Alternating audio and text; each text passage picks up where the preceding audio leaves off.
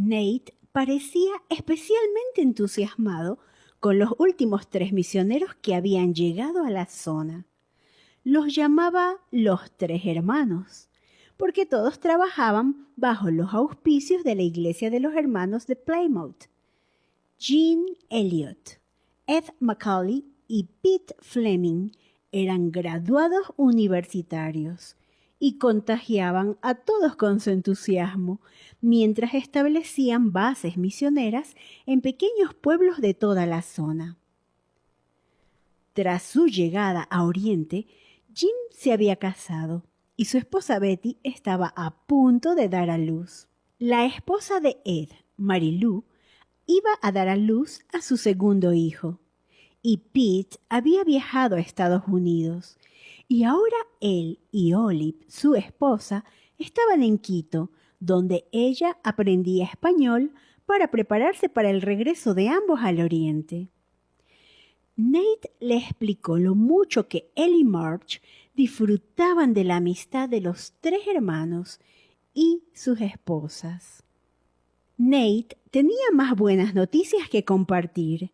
Rachel sabía que su hermano había trabajado muy duro para montar y poner en funcionamiento una clínica en Shelmera, con el fin de que los enfermos que necesitaban cuidados médicos no tuvieran que ser trasladados en avión a través de los Andes. La clínica florecía bajo la dirección del Dr. Art Juston, y aquel mismo mes Nate había empezado a trabajar en la construcción de un nuevo edificio para la clínica. En este proyecto le ayudaba Jean Elliott.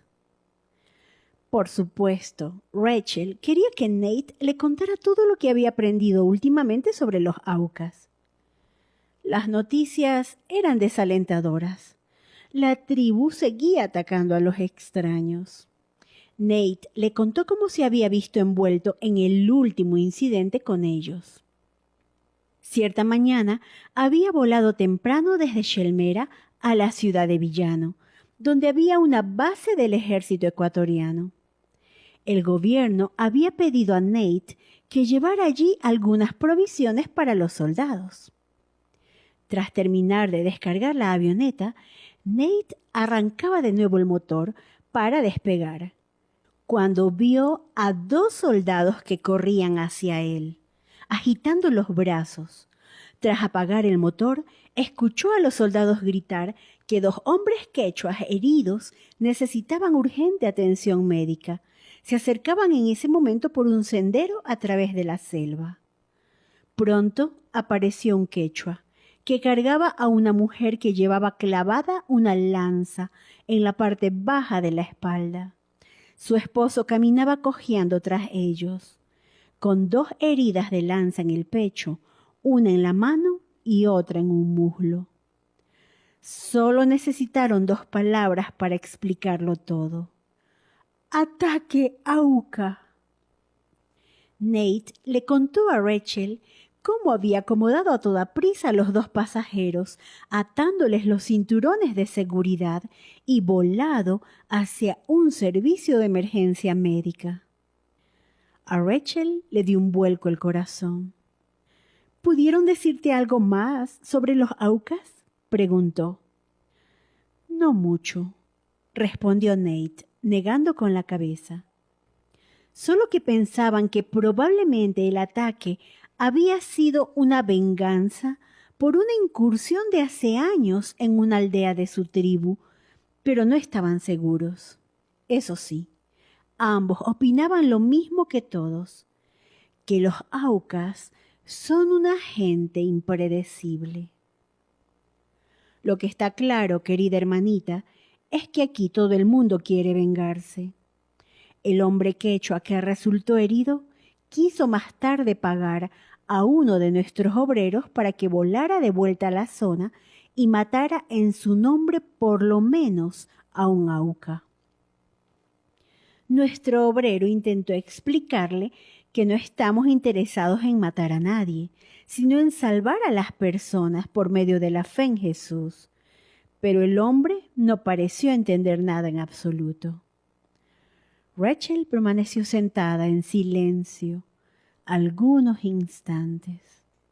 Después dijo: «Mira, Nate, no sé cómo va a ocurrir, pero creo que Dios va a usar mi contacto con Dayuma para hacer que esa tribu se abra del todo y yo pueda ser la primera persona que logre establecerse entre ellos».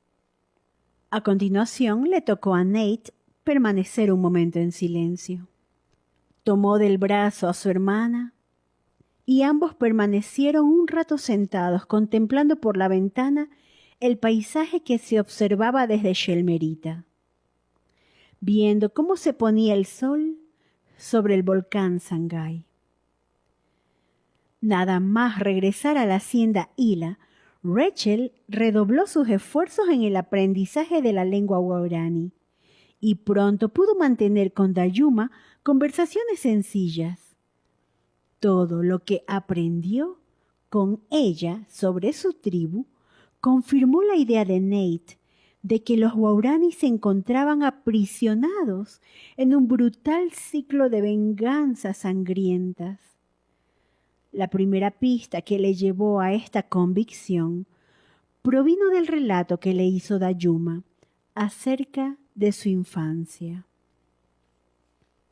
Capítulo 7.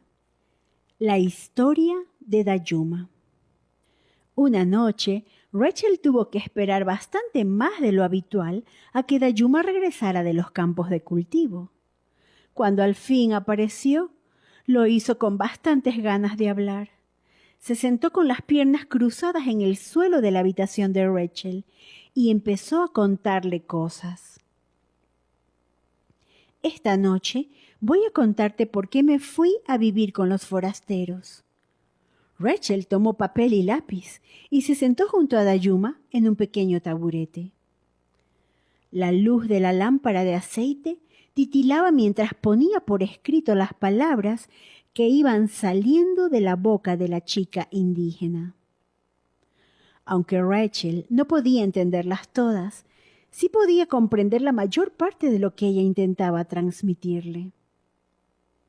Un día, hace 9 brotes del árbol capoc, en la época en que yo aún vivía con mi pueblo, al volver a casa, tras haber estado cazando en la selva, mi padre, Tiaento, nos dijo que una maldición había recaído sobre él.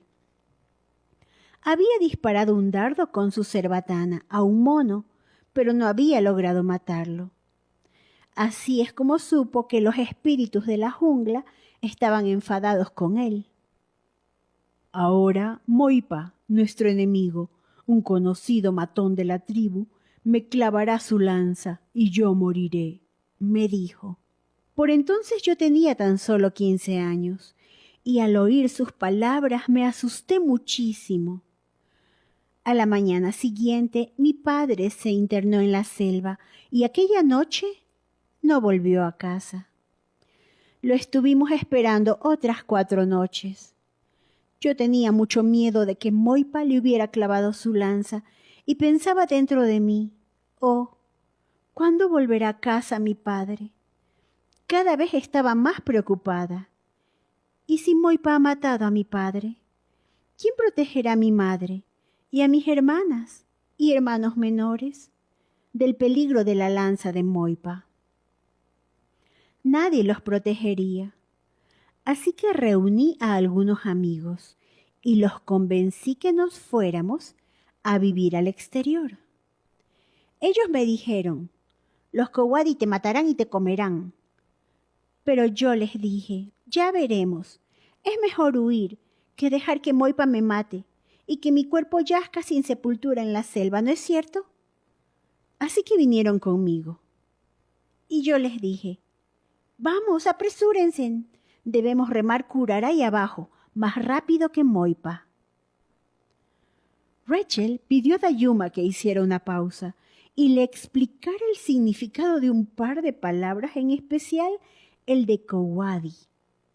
Así supo que ese término era la palabra Waorani para los forasteros. Tras haberle explicado el significado de esa y otras palabras, Dayuma prosiguió su relato. 2 días más tarde, escuchamos un sonido en la jungla. Nos quedamos muy quietos pensando que quizá era Moipa, pero no, era mi prima Dagua, que corría con su bebé a la espalda. La hicimos parar y nos contó que Moipa había atacado a nuestra familia. Unos 20 parientes nuestros habían muerto a lanzadas en una sola noche. Moipa había matado a mi hermana menor a golpes de machete.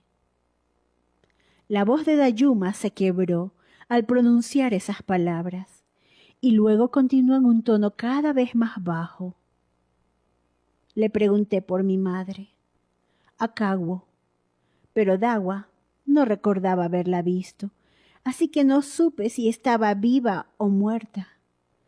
No podía proseguir sabiendo lo que le había pasado a mi hermana y preguntándome qué habría sido de Akawo. Así que nos dimos la vuelta y regresamos remando río arriba.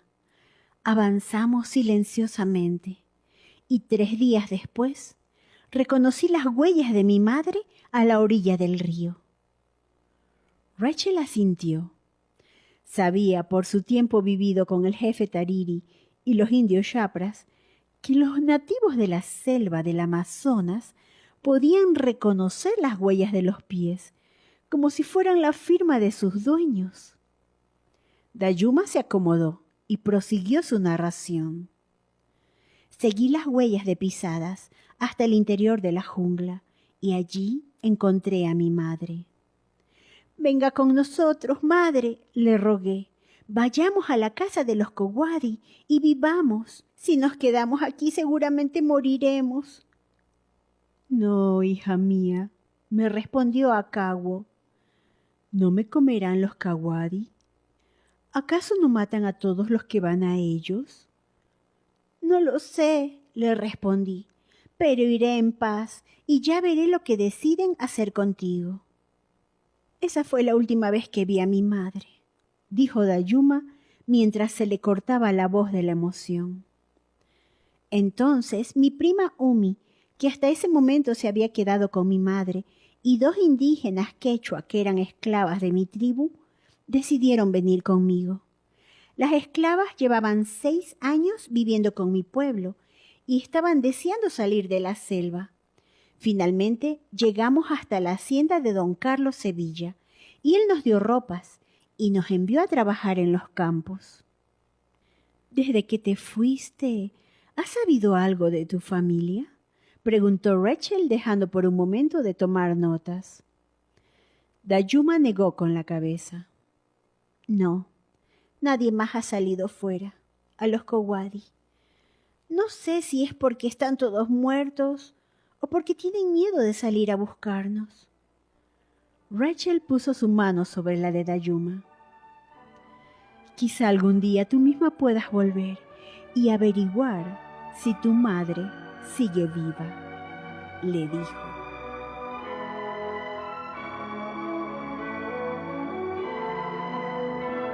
Esta fue la lectura